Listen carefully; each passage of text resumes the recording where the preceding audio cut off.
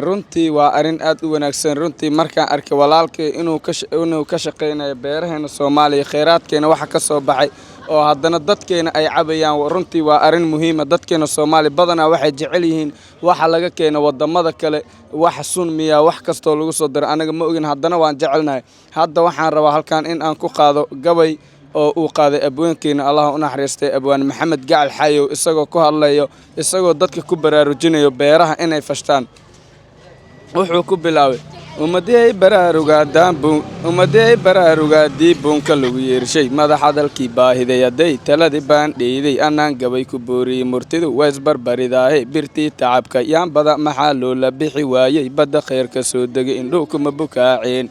wabiyada butaaca baldoos lagu la yaacaahe buriska iyo yaambada dhashaa lagu barbaarshahe dadka booli kama naaxo iyo baad la tuugsadaye bukaan iyo xanuun dawa la'aan kuma bogsoodaane beeraha shalaambood maxaa loogu bixi waaye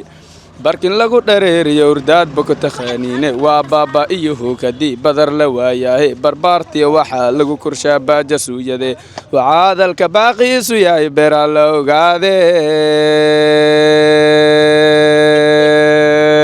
waxaa hadalka baaqiisu yahay beer ha la ogaaday baasa adag waxaa laga helaa beeyadiyo fooxa biraan jabin waxaa noqon lahay xoog isbiirsadaye hadduu buriyo dherigaagu waa inaad bacleeshaahe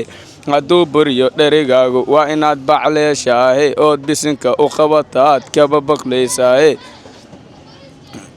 meeshii bugtaa faraha waa lagala beeraaye saalkuma biskoodaan haddaad booga xogatahay buruqley hadday curada ee lagu barwaaqaystay ama baarka wada jiifadaad kala bahaydeenba midaad buubidaan iyo midaad baalka gelidaanba maragii badii laga baxo bariisa maad gaarnay baladaan xijaabka u helnay boose loo jiiday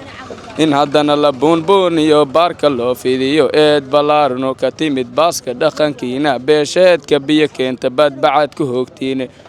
haydin bixiyaan Soomaaliyay leedan baran waaye